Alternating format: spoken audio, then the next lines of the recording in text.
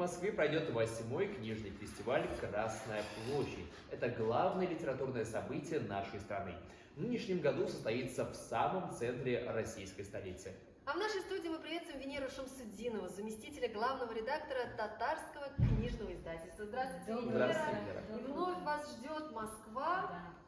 Расскажите Нас подробнее об этом мероприятии. ждет Москва, наших читателей ждет огромный ассортимент литературы. Мы уже видим. Да, Это отдельно об чудо. этом расскажу, а пока немножко о мероприятии.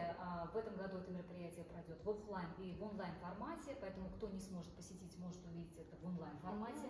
Тем более, что здесь пройдет действительно очень много событий.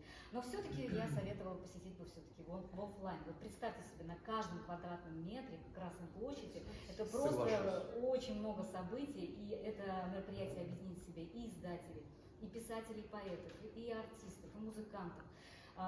Там же, помимо того, что будут книги представлены, будет главная сцена, где будут постановки делать известные московские театры. Да. И, кстати, вход абсолютно свободный, так что все-таки предлагаю не терять время. Бежим. Мало того, что приезжаешь в Москву, еще выходишь на Красную площадь, а там наши. Да, действительно. Да. И вот смотрите, если говорить о знаковых событиях этого мероприятия вообще, то какие бы вы выделили? Если говорить о знаковых, вот трудно прям конкретно что-либо Всё выделить. знаково. Да, но цифра вас сейчас поразит. Более 400 мероприятий, более 400.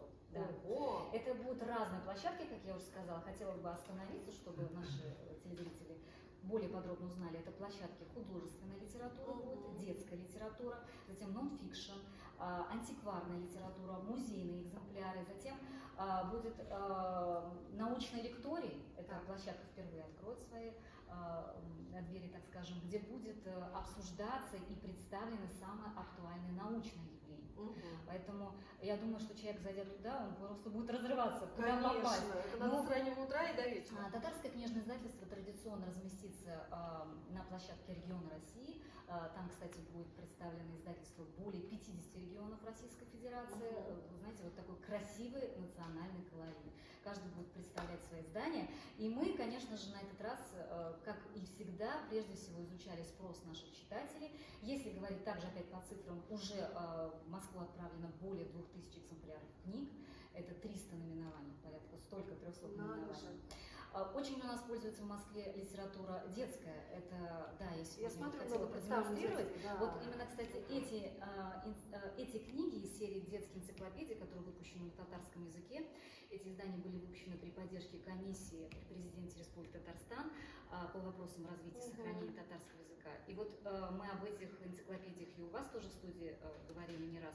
И как раз таки, увидев у вас, очень многие у нас обращались, привезите эти энциклопедии. Вот, это же и спорт, и подводный мир, тематика и разная. астрономия. Помимо этого, конечно же, будет уделено внимание историческим изданиям. Очень у нас читатели любят приобретать в Москве именно исторические литературу. Это вот, например, книга об истории татар, да, в разные времена. Как жили татары в средние века. Затем это вот эта книга историка Фаяза Хузина.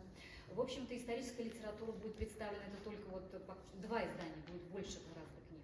Конечно же, не обойдется без словарей. И в том числе будет представлен словарь русско-татарский астрономических терминов.